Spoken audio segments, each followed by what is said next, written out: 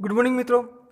આજે આપણે ફરી મળ્યા છીએ અહીંયા કન્સ્ટ્રક્શન ક્વોલિટી કંટ્રોલ અને મેનેજમેન્ટનો એક સબ્જેક્ટ છે જે સિવિલ એન્જિનિયરિંગનો ખૂબ જ રસપ્રદ સબ્જેક્ટ છે અને તેનો બીજો ભાગ ટોટલ ક્વોલિટી મેનેજમેન્ટ. આપણે આગળ પાર્ટ 1ની અંદર ટોટલ ક્વોલિટી મેનેજમેન્ટ વિશે માહિતી મેળવી હતી. હવે તેની વધારાની માહિતી છે તે આપણે પાર્ટ 2માં મેળવીશું. તો આપણે આગળ વધીએ તો પહેલું અહીંયા આપેલું છે તમને the concept of continuous improvement.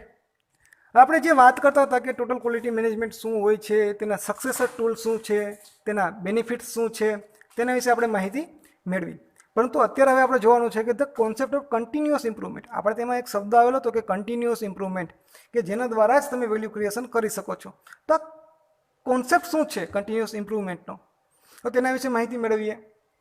તો TQM mainly કન્સર્ન્ડ with continuous improvement in all work. એટલે કે TQM છે એ કંપનીના બધા વર્ક સાથે જોડાઈ ગયેલું છે. એટલે કે હાઈ લેવલ સ્ટ્રેટેજિક પ્લાનિંગથી લઈ અને ડિસિઝન મેકિંગથી લઈ અને બોટમ લેવલ સુધીના ડિસિઝન મેકિંગ, કોઈ પણ ડિટેલ એક્ઝિક્યુશન કરવાની હોય કે તમે કોઈ પણ કામ કરતા હોય કે જેની અંદર TQMનો સમાવેશ થાય છે. It stems from the belief that mistake can be avoided and defects can be prevented. કે TQMનું કામ શું છે, તે શું કરે છે કે ડિફેક્ટને જાંચ કરે છે, એટલે કે તેને મેળવે છે અને ત્યારબાદ તેનું સોલ્યુશન કઈ રીતે કરવું, અથવા તો તે ડિફેક્ટ આવતી હોય તો પ્રોસેસને તેમાંથી બચાવવી કઈ રીતે, એટલે કે તેને પ્રિવેન્ટ કઈ રીતે કરવી, તેના પર ધ્યાન દે છે. એટલે કે કન્ટિન્યુઅસ ઇમ્પ્રુવિંગની આખી પ્રોસેસ છે કે જેની અંદર કેપેબિલિટીઝ, પબ્લિક, પ્રોસેસીસ, ટેકનોલોજી અને મશીનની કેપેબિલિટીઝ પર ધ્યાન રાખવામાં આવે છે. Continuous improvement must deal not only with improving result. તે ખાલી ઇમ્પ્રુવિંગ રિઝલ્ટ ઇમ્પ્રૂવ કરવા માટે પર જ ધ્યાન નથી આપતું, પરંતુ તે ધ્યાન આપે છે કેપેબિલિટીઝને ઇમ્પ્રુવમેન્ટ કરવા માટે, પ્રોડક્ટને સારી બનાવવા માટે, ફ્યુચરમાં તેનો ગ્રોથ સારો કરવા માટે. હવે અહીંયા હું તમને એ કહેવા માગું છું કે આ જે કેપેબિલિટી ઇમ્પ્રુવમેન્ટ છે તેના માટેના 5 મેજર એરિયાઝ છે કે જો એના પર જો આપણે ફોકસ કરીએ તો આપણે શું કરી શકીએ કે કેપેબિલિટીની અંદર ઇમ્પ્રુવમેન્ટ કરી શકીએ છીએ. તો પહેલું શું છે તો કે ડિમાન્ડ જનરેશન, એટલે કે જનરેશનની ડિમાન્ડ શું છે. બીજું છે સપ્લાય જનરેશન, ત્રીજું છે ટેકનોલોજી, ચોથું છે ઓપરેશન્સ અને પાંચમું છે પીપલ કેપેબિલિટી. તો કન્ટિન્યુઅસ ઇમ્પ્રુવમેન્ટને મેળવવા માટે આપણે જે આ 5 મેજર એરિયાઝ છે કે જેના પર ધ્યાન રાખવું પડે એમ છે. તો પહેલું હતું કે ડિમાન્ડ જનરેશન, કોઈ પણ પ્રોડક્ટની ડિમાન્ડ થવી જોઈએ. બીજું કે તેની સપ્લાય સામે થવી જોઈએ. ત્રીજું છે ટેકનોલોજી, જેટલી આપણે ટેકનોલોજી કે મોડર્ન ટેકનોલોજીનો ઉપયોગ કરશું તેટલો જ આપણે પ્રાઇમરી કોસ્ટ ઓછો આવશે અને ક્વોલિટીમાં સુધારો થશે. પછી આવી કે ઓપરેશન્સ, કે તેના પાછળ જેટલો ટાઈમ લાગતો હોય તેના કરતાં ઓછો ટાઈમ લાગશે. અને છઠ્ઠું છે પીપલ કેપેબિલિટી, કે લોકોને પણ જો મશીન આવવાથી શું થશે કે તેની અંદર વધારે કામ ના કરવું પડે, તો તેના પર પણ ઇમ્પ્રુવમેન્ટ આવશે. અહીંયા છેલ્લો પોઈન્ટ આપેલો છે ત્રીજો, the central principal of TQM is that. શું છે તો કે તેનું કામ એ છે કે જે લોકો દ્વારા જે મિસ્ટેક થાય છે કે તેના લીધે ફોલ્ટી સિસ્ટમ અને પ્રોસેસ બને છે આખી. This means the root cause such mistake can be identified અને એલિમિનેટેડ. એનો મિનિંગ એવો કહેવામાં આવે છે કે TQM છે એ શું કરે છે કે જે કોઈ પણ જગ્યાએ મિસ્ટેક થતી હોય, પ્રોસેસમાં હોય, પ્રોડક્ટમાં હોય કે સપ્લાયરની અંદર હોય, તો તેને એક્ઝિક્યુટ કરે છે અને ત્યારબાદ એ મિસ્ટેક બીજી વખત ના થાય, અથવા તો આ મિસ્ટેક જે રીતે બને છે તેને અગાઉથી જ પ્રિવેન્ટ કઈ રીતે કરવી તેના માટેના સોલ્યુશન આપે છે. અને એ સોલ્યુશન તમને કઈ રીતે મળશે કે તમારે તેની પ્રોસેસની અંદર શું કરવું પડશે, ચેન્જિંગ કરવા પડશે કઈ કઈ પ્રકારના. તો એ જ છે સક્સેસર ટૂલ્સ, કે જેનો ઉપયોગ કરીને આપણે કોઈ પણ એક વર્કફ્લો કે જે પ્રોસેસ છે તેની અંદર ઘણા બધા સુધારા કે વધારા કરીને આ જે મિસ્ટેક આવે છે તેને બીજી વખત આવતી અટકાવી શકીએ છીએ અને આપણી પ્રોસેસને આગળ સુધારી શકીએ છીએ. હવે જો વાત કરીએ આપણે આગળ, તો અહીં આપેલા છે તમને મેજર મિકેનિક્સ ઓફ પ્રિવેન્શન, કે ઘણી વખત કંપનીના વર્કફ્લોની અંદર કે જે મિસ્ટેક આવે છે તો તેને રોકવા કઈ રીતે. તો આ છે 3 મેજર મિકેનિઝમ. પહેલું છે પ્રિવેન્ટિંગ મિસ્ટેક્સ, કે મિસ્ટેક આવતી હોય એ પહેલાં જ તેનું સોલ્યુશન મેળવી લ્યો અને એને આવતી અટકાવો. બીજું કીધું છે કે where mistake can't be absolutely prevented. એનો મિનિંગ એવો કીધું છે કે જ્યારે કોઈ આપણે મિસ્ટેક ખબર હોય પરંતુ આપણે તેને પ્રિવેન્ટ નથી કરી શકતા, આપણે તેને ડિટેક્ટ અગાઉથી કરી લઈએ છીએ, તો તેને being pass down the value added chain, તો તેને બીજા પ્રોસેસની અંદર જ્યારે જાય કે ત્યારે તેની અંદર સુધારો કરી શકો છો. ત્રીજું કહ્યું છે કે where mistake recur, stopping production until the process can be corrected to prevent the production of more detection. અહીંયા તમને એમ કીધું છે કે જ્યારે કોઈ મિસ્ટેક આવી જાય છે, તમને ખ્યાલ આવી જાય છે, તમે ડિટેક્ટ કરી લો છો કે મિસ્ટેક આવી ગઈ છે, તો તમે પ્રોડક્શન સિસ્ટમને બંધ કરી દો. ત્યાં સુધી બંધ કરી દો કે જ્યાં સુધી તમે મિસ્ટેકને સોલ્વ નથી કરી શકતા. જેના લીધે શું થશે કે તમારી જે પ્રોડક્શન છે તેની અંદર જે વધારે ડિફેક્ટ આવતી હતી તે નહીં આવે અને ત્યાંથી ડિફેક્ટનો ઘટાડો થઈ શકે. એટલે કે ડિફેક્ટ એટલીસ્ટ વધશે તો નહીં જ. તો આ થયા 3 મેજર મિકેનિઝમ. હવે જો આપણે વાત કરીએ તો અહીંયા તમને આપેલ છે કે how to implement total quality management. અત્યાર સુધી આપણે શું જોયું કે TQM શું છે, તેના સક્સેસર ટૂલ્સ શું છે, તેના પ્રિન્સિપલ કયા છે, તેના ફીચર્સ કયા છે, તેના બેનિફિટ કયા કયા છે, આપણે કઈ વસ્તુનું ધ્યાન રાખવું જોઈએ, કન્ટિન્યુઅસ ઇમ્પ્રુવમેન્ટનો કોન્સેપ્ટ આખો કયો છે, તેને પ્રિવેન્શન એટલે કે મિસ્ટેક જે આવે છે એ મિસ્ટેકને રોકવા માટે આપણે શું કરવું જોઈએ, તેના મેજર 3 મિકેનિઝમ કયા કયા છે તેના વિશે આપણે માહિતી મેળવી. પરંતુ હવે આપણે એ જોવાનું છે કે આ ટોટલ ક્વોલિટી મેનેજમેન્ટ સિસ્ટમ છે જે આપણો આખો કોન્સેપ્ટ છે તેને ઇમ્પ્લિમેન્ટ કઈ રીતે કરવો, કેમ કે તેના વગર તો કંઈ થઈ શકવાનું નથી. તો તેના માટેના 6 સ્ટેપ આપેલા છે. પહેલો સ્ટેપ શું છે તો કે કમિટમેન્ટ ફ્રોમ એમ્પ્લોઈઝ. એમ્પ્લોય પાસેથી તમે કમિટમેન્ટ લઈ લો કે તે કામ પ્રત્યે વફાદાર જ રહેશે, પૂરેપૂરું કામ કરશે, પૂરી ઈચ્છાથી કરશે અને પોતાની પૂરી સ્કિલનો ઉપયોગ કરશે. ઇવન તે પોતાની ખુદની સ્કિલમાં પર ઇમ્પ્રુવમેન્ટ લાવશે. બીજું છે ક્વોલિટી ઇમ્પ્રુવમેન્ટ કલ્ચર, કે કંપની અંદર વર્ક કરતા હોય તો તમારે ક્વોલિટી ઇમ્પ્રુવમેન્ટ કલ્ચર તમારે પ્રોડ્યુસ કરવું પડશે. ત્રીજું છે કન્ટિન્યુઅસ ઇમ્પ્રુવમેન્ટ ઇન પ્રોસેસ, કે ભૂતકાળમાં આપણે કોઈ એક પ્રોસેસનો યુઝ કરતા હતા, તેના પરથી પ્રોડક્ટ બનાવતા હતા, અત્યારે આપણે તેની અંદર કંઈક ચેન્જીસ કર્યો છે, ભવિષ્યમાં કંઈક વધારે ચેન્જીસ કરશું. તો તમારે કન્ટિન્યુઅસ ઇમ્પ્રુવમેન્ટ લઈ આવવાનો છે તમારી પ્રોસેસમાં. ચોથું છે કોઓપરેશન ફ્રોમ એમ્પ્લોઈઝ.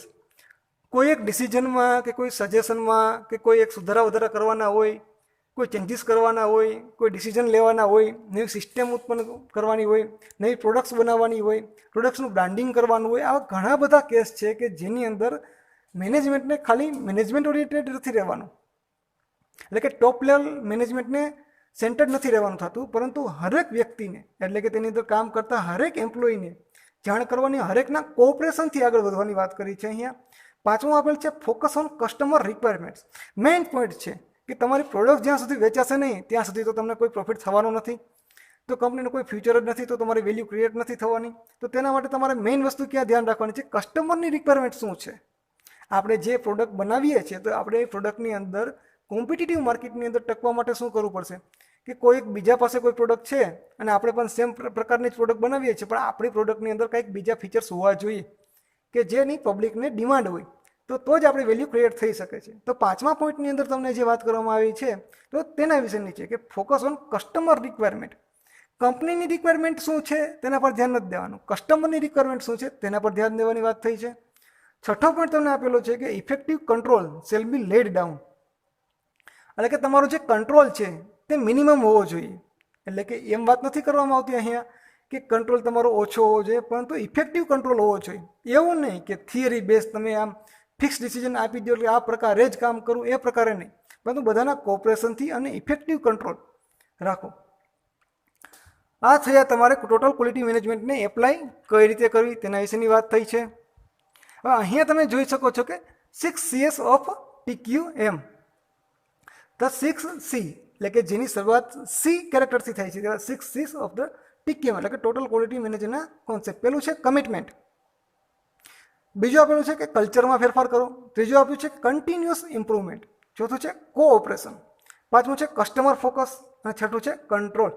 તો આ છે ટોટલ ક્વોલિટી મેનેજમેન્ટને હંમેશને માટે ઇમ્પ્લિમેન્ટ કરવા માટે તમારે ખાસ ક્યાં ધ્યાન રાખવાની છે તેના નામ છે. પેલું છે કમિટમેન્ટ, બીજું છે કલ્ચર, ત્રીજું છે કન્ટિન્યુઅસ ઇમ્પ્રુવમેન્ટ, ચોથું આપેલ છે કોઓપરેશન, 5મું છે કસ્ટમરનું ફોકસ અને 6થું છે તેના પરનો કંટ્રોલ. હવે જો આપણે આગળ વાત કરીએ અહીંયા તો કે આપણે અહીંયા જોઈ શકીએ છીએ કે ઇમ્પ્લિમેન્ટેશન પ્રિન્સિપલ્સ એન્ડ પ્રોસેસીસ. તો શું છે ઇમ્પ્લિમેન્ટેશન પ્રિન્સિપલ્સ એન્ડ પ્રોસેસીસ? ઘણા બધા બેરિયર્સ અને ઓબ્સ્ટેકલ જ્યારે આપણે ઇમ્પ્લિમેન્ટ કરતા હોય ત્યારે આપણે વચ્ચે આવે છે. તો તેના પર જ્યારે ડિસ્કશન કરવામાં આવ્યું ટોટલ ક્વોલિટી મેનેજમેન્ટમાં આપણે થોડીક માહિતી મળી છે તેના દ્વારા. તો એ માહિતી કઈ છે? તો અહીંયા એવું કીધું છે કે જ્યારે તમે કોઈ TQMની પ્રોસેસ છે તમે ઇમ્પ્લિમેન્ટ કરો છો તો ઘણી વખત આપણે ઘણા ઓબ્સ્ટેકલ આવતા હોય છે. એ જે મુશ્કેલીઓ આવે છે, એ જે પ્રોબ્લેમ આવે છે, તેના વિશે જ્યારે ચર્ચા કરવામાં આવી અને આપણે થોડાક અમુક ક્રાઇટેરિયા આપણે ફિક્સ કર્યા, એની અહીંયા વાત આપેલ છે કે જેના દ્વારા આપણે પ્રોસેસની અંદર સુધારો લાવી શકીએ છીએ. તો પહેલું તમને શું કીધું છે કે કોમ્પિટિટિવ માર્કેટ્સ.